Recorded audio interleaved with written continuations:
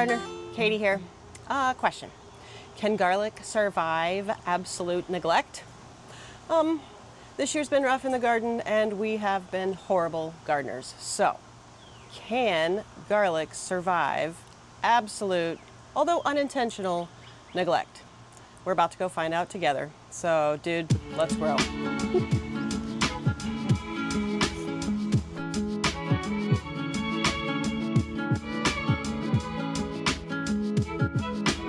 It doesn't look like garlic, it looks like a grass bed. I'm gonna be shocked if we even have garlic bulbs.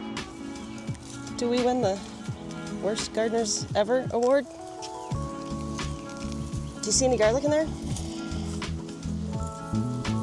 Is it all weeds?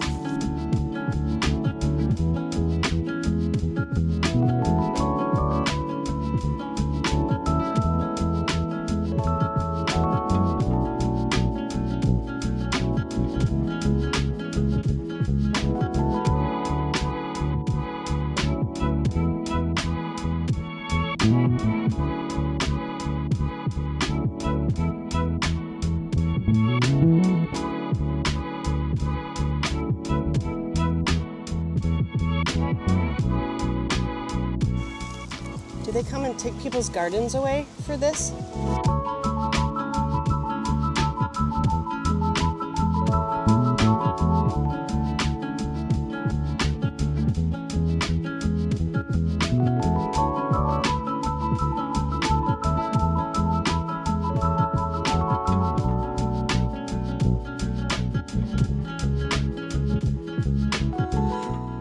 Couple more?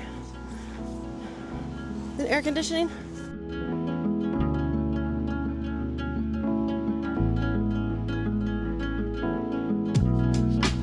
Bed number 1 done.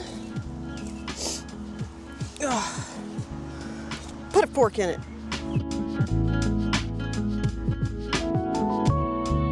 All right, let's get this second bed done before the sun goes down. But first, I'm gonna move all these pots because the weeds have taken over.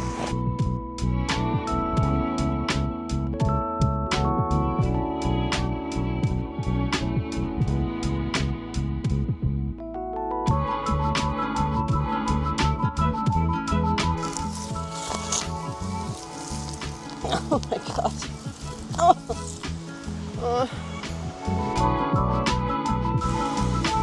Ooh. Holy spider Batman.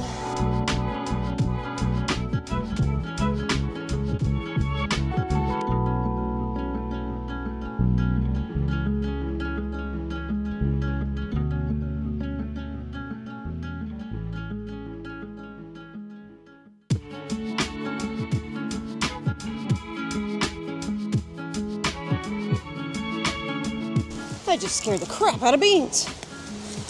I didn't mean to.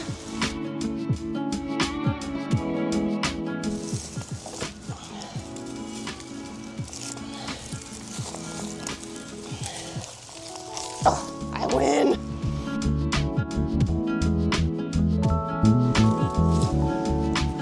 Hold on. Don't you wish weed pulling went as fast as a YouTube video does? Still only took me like 10 minutes though. Okay, never in a million years would I recommend letting your garden bed get this weedy. But life happens. It's okay if it does. We'll find out how much it actually affects the garlic. I imagine if we would have done this better, we'd have huge, beautiful bulbs, and we'll probably get mediocre ones, but I still don't have to buy it. It's still gonna taste better than what we could buy at the store. Still got to get my hands dirty.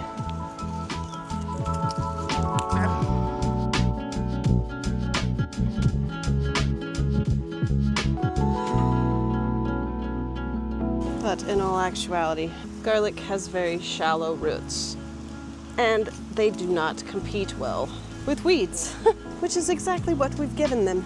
There's a lot of weedy friends. Bad gardener.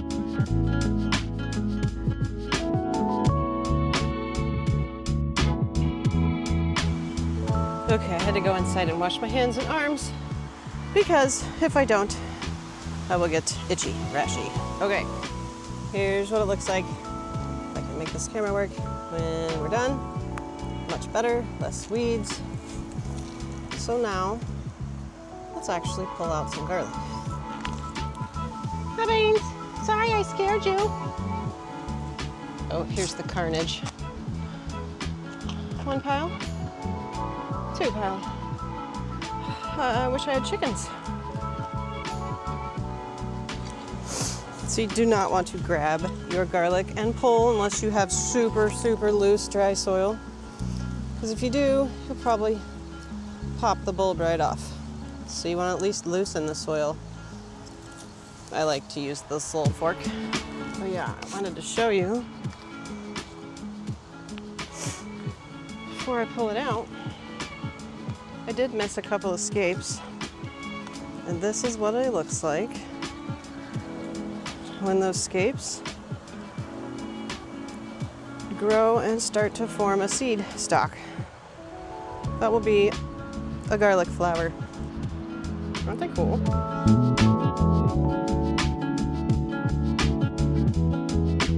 Just popping the fork in here, loosening up the soil. Then you can pull them out. And then I try to get as much of the dirt off as possible without going crazy. It'll dry and you can get more of it off later.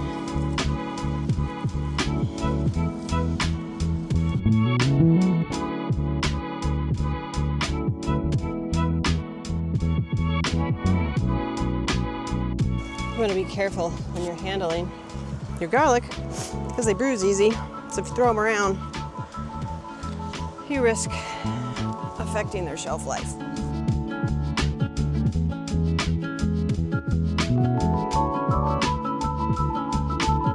This will probably be the biggest one based on the size of the stalk.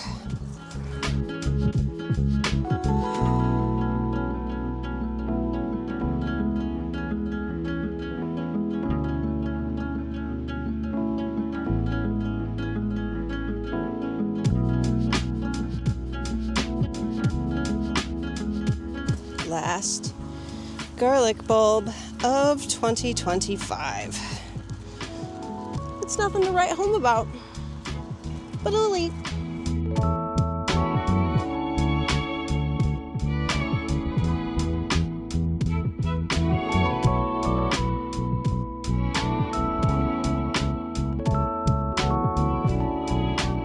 I may not be able to walk tomorrow. Sorry, work. I can't come in. I gardened too much. Would that apply? Probably not.